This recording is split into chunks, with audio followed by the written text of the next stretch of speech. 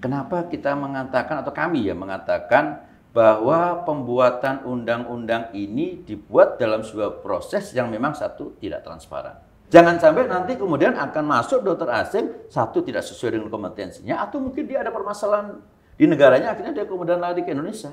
Karena itu akan menjadi sebuah kondisi bahwa Indonesia adalah negara yang paling mudah dokter asing untuk masuk.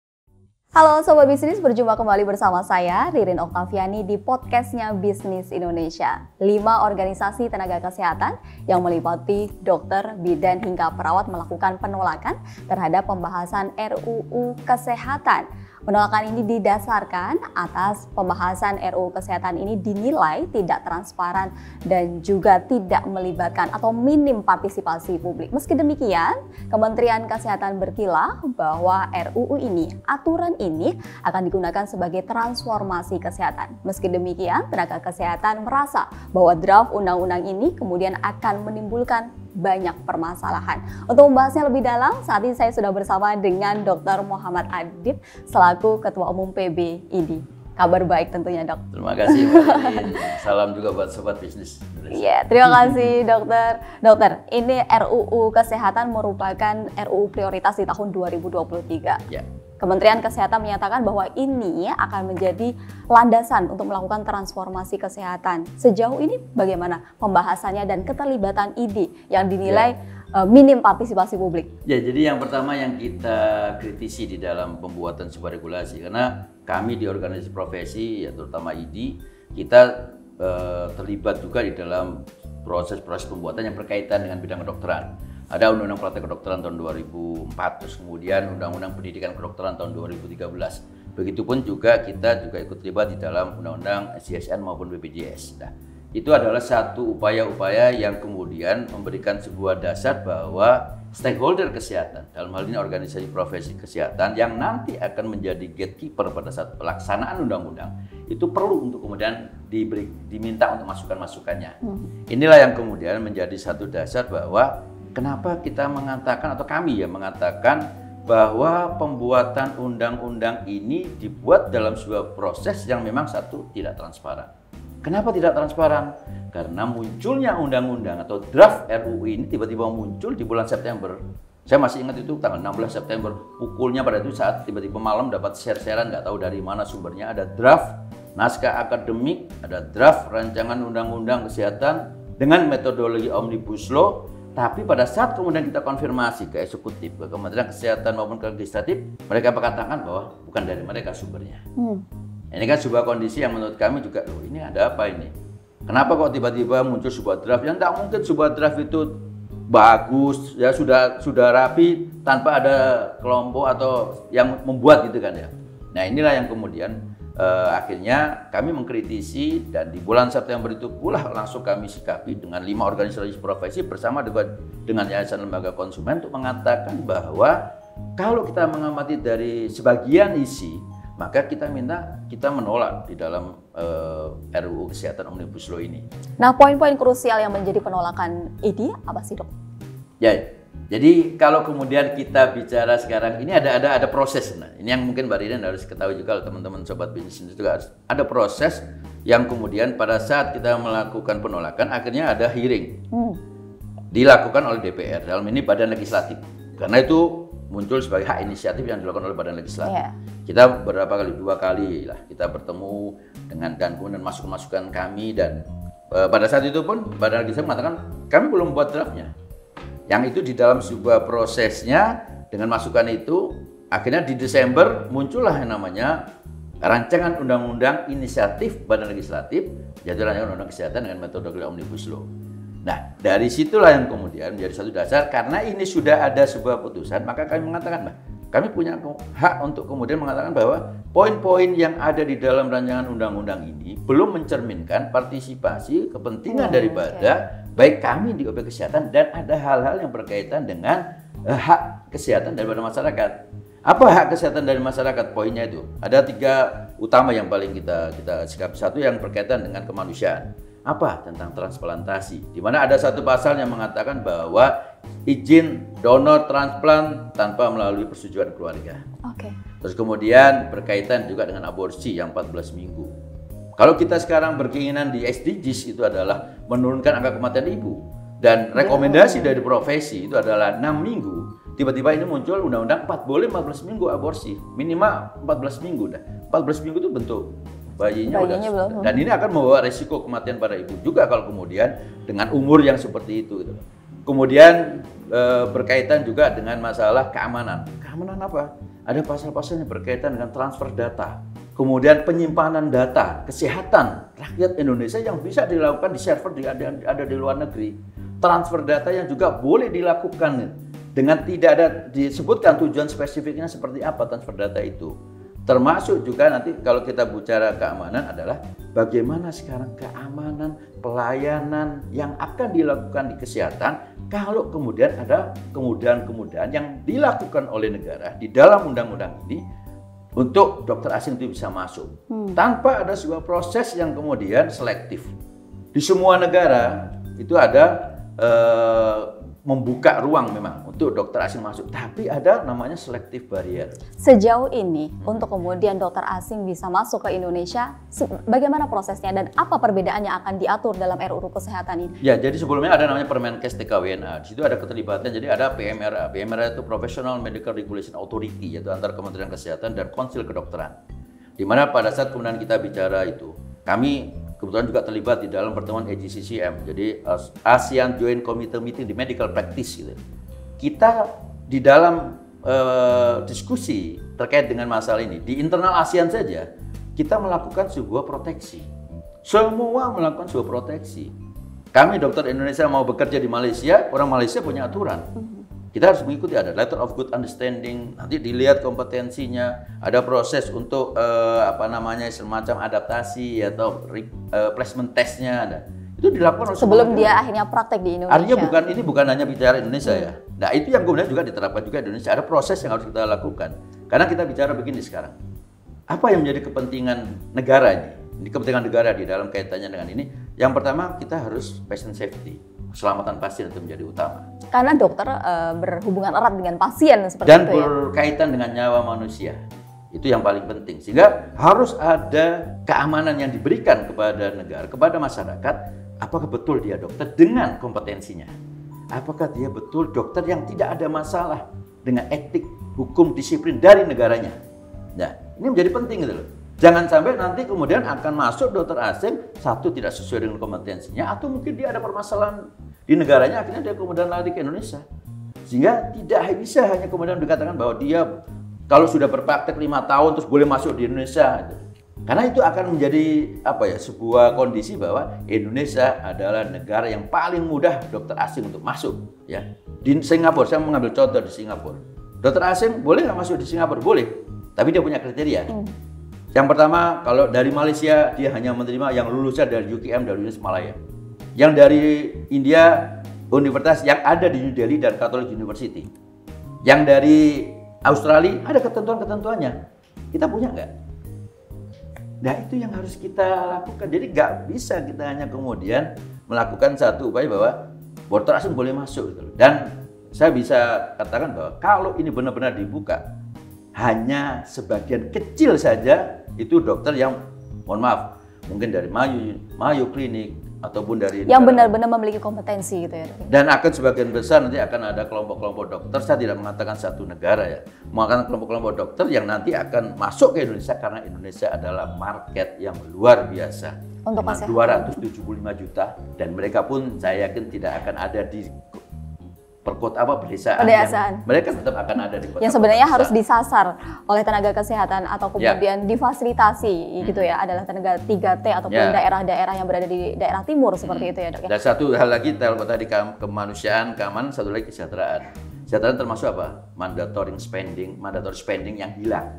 Anggaran APBN, APBD yang sebelumnya juga sudah menjadi usulan di badan legislatif, di dalam DIM pemerintah itu hilang. Jadi tidak ada lagi sekarang alokasi anggaran APBN untuk kesehatan yang sebenarnya diusulkan 10%. Dan itu WHO pun sudah menyarankan bahwa itu harus ada mandatory spending. Nah ini juga menjadi permasalahan. Apa yang menjadi alasan kemudian mandatory spending tersebut kemudian dihilangkan batasan minimalnya? Ya kalau saya pernah diskusi dengan teman-teman dari Bappenas ya, memang ada pola yang kemudian dilakukan di dalam sebuah kebijakan kesehatan. Sehingga ada dua hal, ada bisa dengan mandatory spending atau dengan masalah pendekatan berbasis kinerja. Jadi ada performance index di dalam satu daerah. Tapi dengan kondisi saat ini nggak bisa.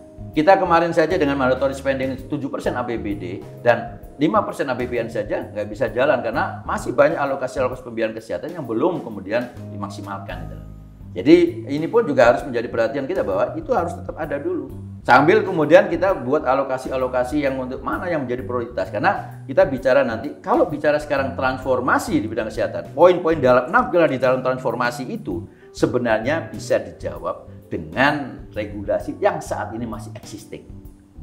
Ya, tentang masalah revitalisasi pelayanan primer, jawabannya ada di Undang-Undang Kesehatan 36/2009. Ada PP yang berkaitan dengan Vaskes yang harus dioptimalkan.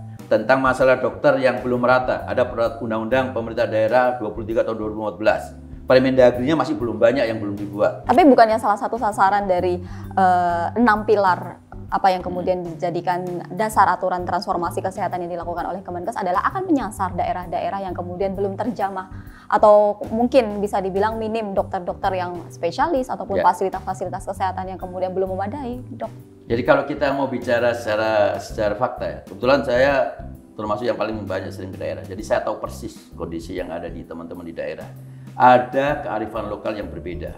Ada kemudian kondisi yang berbeda. Sehingga kalau kemudian kita hanya membuat sebuah kebijakan nasional tanpa memperhatikan kebijakan daerah, maka kita pastikan bahwa itu pun juga tidak akan bisa maksimal. Nah, kalau kemudian kita bicara sekarang ada keinginan negara untuk mengatur, satu, di dalam Undang-Undang Pemerintah 2014 itu tinggal dibuat.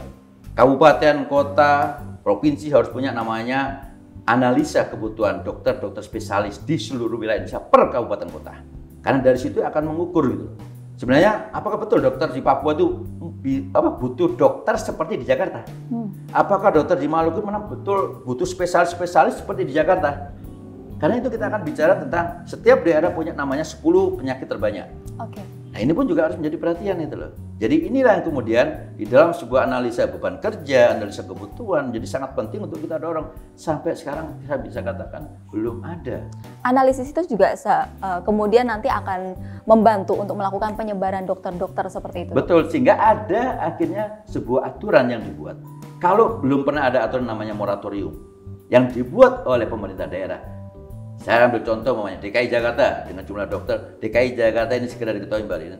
DKI Jakarta untuk dokter kandungan saja bersama dengan Jawa Barat. DKI Jakarta dan Jawa Barat itu sudah separuh dari jumlah total dokter spesialis kandungan di seluruh wilayah Indonesia.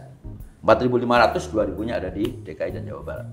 Ya. Nah ini yang kondisi yang kemudian kenapa kok seperti itu? Karena belum pernah ada sebuah aturan dari daerah mengatakan dengan jumlah dokter yang sudah banyak di DKI Jakarta, maka kami akan melakukan moratorium tidak memberikan rekomendasi izin praktek untuk dokter spesialis A umpamanya ya karena jumlahnya sudah melampaui. Sehingga akhirnya apa? Kalau itu tidak ada aturan perda untuk mengatakan itu, maka kemudian akhirnya mendorong, ya udah, saya nggak bisa masuk Jakarta, bukan nggak bisa masuk, karena sudah penuh. Saya akan memilih ke daerah yang lain. Nah ini nggak ada aturan-aturan terkait dengan itu. Kalau kita hanya bicara sekarang, kita sebar, gimana cara pola penyebarannya? Satu, pendidikan kita dokter, itu masih pendidikannya banyak kan pendidikan mandiri. Artinya masih biaya sendiri. Spesialis juga biaya masih biaya sendiri. Ada yang menjadi catatan juga dalam kemudian penolakan adalah mahalnya biaya spesialis. Ya. Jadi kalau kita kemudian bicara mahalnya pendidikan spesialis, saya termasuk yang orang yang mungkin bukan darah biru yang kalau sekolah saya tentu ya harus. Tapi tiap hari lihat darah ya Dok ya? Ya itu dan itu kondisi yang kemudian akhirnya bahwa memang beban pembiayaan dokter. Kalau kita bicara dari sisi mohon SPP nggak mahal. Yang mahal itu adalah biaya kita pada saat pendidikan karena saya sekolah pada saat itu sudah punya anak 3. Pasti itu menjadi beban karena saya nggak bisa praktek lagi. Itu yang menjadi mahalnya biayanya gitu. Tapi sebenarnya kalau dari sisi dari ininya nggak mahal. Kalau kemudian pendidikan dokter sendiri mamanya, ini yang kemudian saya mengapresiasi langkah yang kemudian dibuat untuk terkait dengan beasiswa. Dan kalau kemudian kita bicara itu beasiswa, maka yang pertama yang harus dipikirkan adalah maksimalkan itu adalah putra daerah yang memang dia akan kembali ke daerahnya. Dipastikan kembali ke daerah karena ada beberapa kasus yang kemudian dia nggak kembali ke daerahnya. Nah ini yang harus diatur dalam sebuah aturan-aturan dari negara. Apakah itu perlu undang-undang? Sudah ada kebijakan itu dari sebelumnya.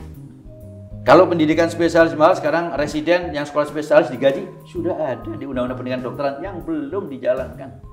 Dokter, dalam pembahasan RUU Kesehatan ini juga kemudian menyatakan bahwa akan membuka layanan kesehatan hingga ke pelosok-pelosok desa. Tentu ini kemudian ada salah satu hal yang kemudian akan menyasar investasi di daerah-daerah. Nah, apakah benar nih dok?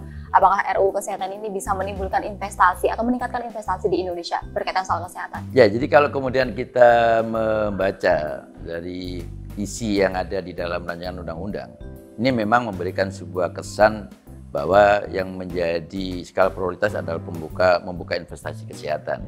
Ini yang kemudian akhirnya ada isu-isu di luar terkait dengan liberalisasi dan sebagainya. Dan kami dalam konteks ini sebenarnya kalau kita bicara mengenai globalisasi kesehatan, mengenai sebuah kondisi yang berkaitan dengan investasi kesehatan, saya kira bukan berarti kita anti investasi, bukan. Tapi pada saat kemudian kita bicara itu yang berkaitan dengan investasi, maka tentunya harus ada standar yang juga harus dipenuhi.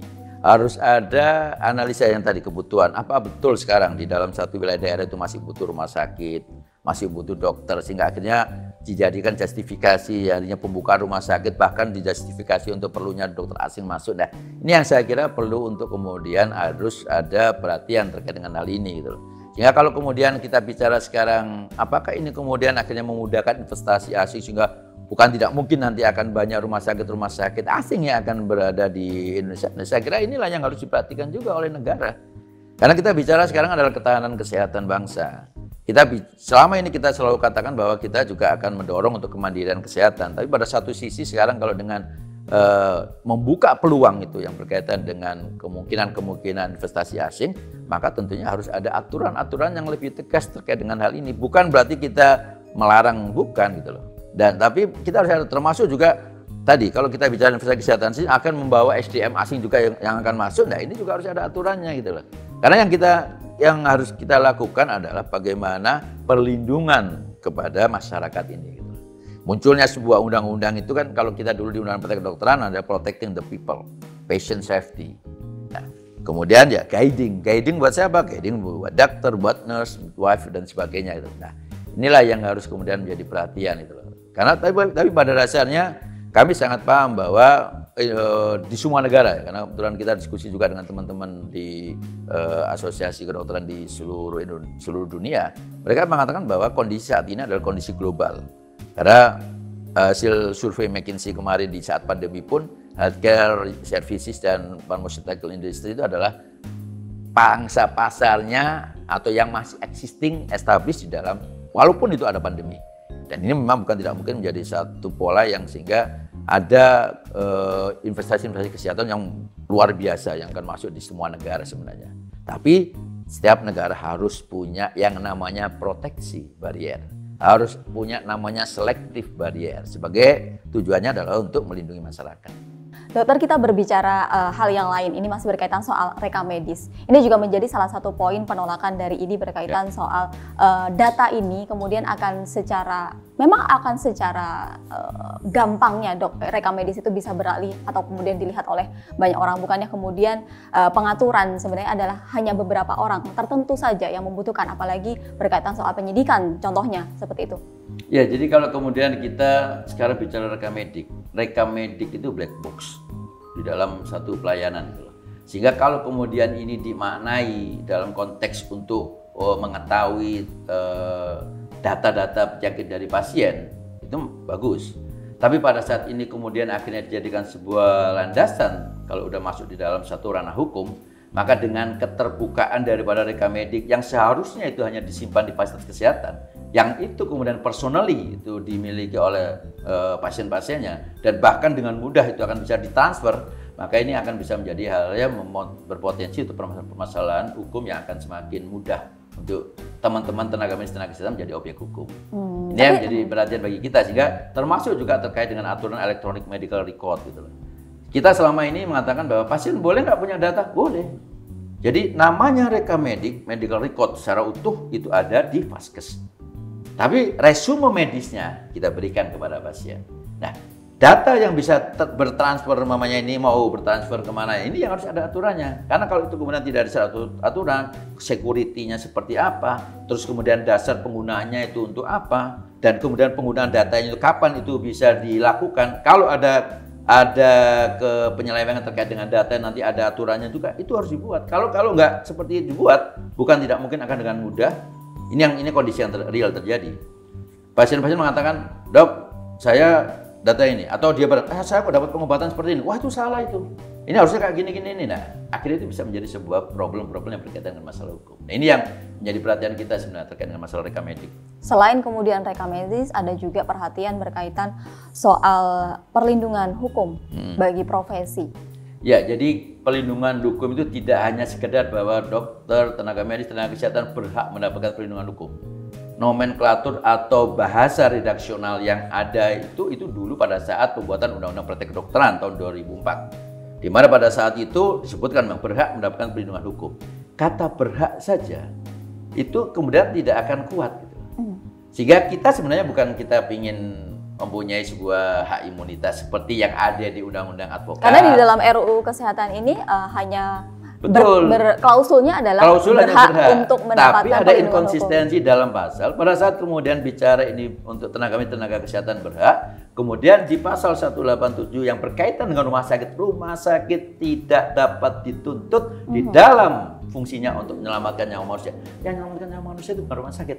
Nah, ini kan jadi ada inkonsistensi gitu loh. Rumah sakit memiliki hak imunitas, sementara dokter tidak memiliki hak imunitas. Ditambah lagi di pasal 326, 327, 328, masyarakat atau pasien mempunyai hak untuk kemudian melaporkan, baik itu pidana atau perdata. Bahkan kemudian di 328 ada pasal yang mengatakan bahwa walaupun ini sudah ada sidang di dalam profesi, sidang di dalam majelis kehormatan, disiplin katakanlah, tapi pasien masih bisa melanjutkan pelaporannya ke Nah, sebenarnya kalau dari sisi kedokteran atau kemudian dari organisasi dokter sendiri seperti apa sih dok keinginannya? Karena kalau seandainya saya sebagai pasien kemudian terdapat kesalahan dalam praktek kedokterannya yang saya alami gitu kan, saya tentu akan melakukan pengaduan gitu kan. Betul. Nah, kalau seandainya kemudian dokter sendiri tidak memiliki hak imunitas, seperti apa saya harus melaporkan? Nah, ini yang sebenarnya akhirnya bahwa pada saat bicara terkait dengan profesi itu adalah lex specialis, undang-undang lex specialis, bukan lex generalis. Jadi pada saat kemudian kenapa dulu ada namanya undang-undang praktek kedokteran, kenapa juga ada undang-undang keperawatan, kebidanan, itu adalah satu bagian bahwa terkait dengan profesi kesehatan itu profesi yang lex spesialis. Seperti halnya ada undang-undang advokat, seperti halnya ada undang-undang notaris. Bahkan profesi anggota DPR, undang-undang MKD 3 ada. Dan di setiap undang-undang itu selalu ada poin-poin yang memberikan sebuah perlindungan hukum dan kepastian hukum, bukan hanya perlindungan, kepastian hukum. Karena nanti kita akan bicara bahwa seorang dokter atau tenaga medis tenaga kesehatan tidak kita pastikan bahwa sebenarnya tidak ada yang berniat untuk melakukan sebuah istilahnya kesalahan atau bahkan kemudian membunuh, nggak pernah ada. Tapi karena profesi ini adalah profesi yang beresiko, maka regulasi lah yang harus mengatur, melindungi supaya kemudian kita tidak dengan mudah dikatakan bahwa kita akan mendapat tuntutan dan sebagainya. Bukan kita kebal hukum, tidak. Tapi pada saat kemudian kita bicara dan kalau dari sisi redaksi kita malah mengusulkan bahwa seperti halnya di undang advokat bahwa tenaga medis, tenaga kesehatan tidak dapat dituntut sepanjang kan menjalankan profesinya bla bla bla sesuai dengan standar dan sebagainya. Seperti halnya yang ada di dalam undang-undang advokat, undang-undang notaris maupun undang-undang MKD 3. Nah, itulah yang kemudian sebenarnya menjadi satu kita. Kenapa? Jangan sampai nanti karena kalau kemudian kita dengan mudah dituntut. Akhirnya apa? Karena saya seorang dokter ortopedi, saya takut dituntut, saya periksa aja semua deh. Saya cek semua. Wah, saya masih ragu nih, saya CT scan, saya MRI, apa yang terjadi? Itu namanya defensive medicine, pembiayaan kesehatan berbiaya tinggi. Siapa yang dirugikan? Negara dan rakyat. Apalagi juga pasiennya gitu. Betul. Ya. Oke, lantas berkaitan soal organisasi, disebutkan bahwa di dalam RUU Kesehatan adanya satu saja organisasi yang kemudian menaungi kesehatan gitu ya, menaungi profesi dari tenaga kesehatan sendiri. Mengapa hal ini menjadi kemudian penolakan terhadap ID sendiri? Apa kemudian menjadi catatan? Ya, karena ada inkonsistensi pasal pada saat di 314 mengatakan itu satu organisasi profesi di bidang kesehatan. Di pasal 475 berbeda kata-katanya. Jadi di dalam 475 menyebutkan bahwa organisasi profesi yang sudah terdaftar, ya ini kan kita bicara terdaftar sebagai ormas ya, itu maka dia juga bisa menjadi sebagai organisasi profesi. Artinya antara satu pasal dengan pasal yang lain ini inkonsisten gitu loh. Satu sisi mengatakan seperti itu, tapi satu sisi enggak. Jadi di dalam draft RUU yang sebelumnya dari Badan Legislatif itu jelas dijelaskan sebenarnya. Kalau kita bicara profesi dokter, Ikatan Dokter Indonesia, profesi perawat, Persatuan Perawat Nasional Indonesia, bidan, Ikatan Bidan Indonesia. Kenapa itu perlu disebutkan? Bukan masalah bahwa kita ingin disebutkan di dalam undang-undang, karena konstitusi harus melakukan sebuah apa istilahnya, memilih, konstitusi harus memilih bahwa kalau kita bicara dokter, siapa organisasi yang ini kan ini. Jangan kemudian mohon maaf, ini akan menjadi peluang ya, bahwa nanti akhirnya muncul organisasi-organisasi profesi dan ini memberikan kesan sekarang seperti itu soalnya ya, dengan adanya spanduk di depan kementerian yang organisasi kita tidak tahu organisasi yang bentukannya kapan, dan ini akhirnya memicu apa?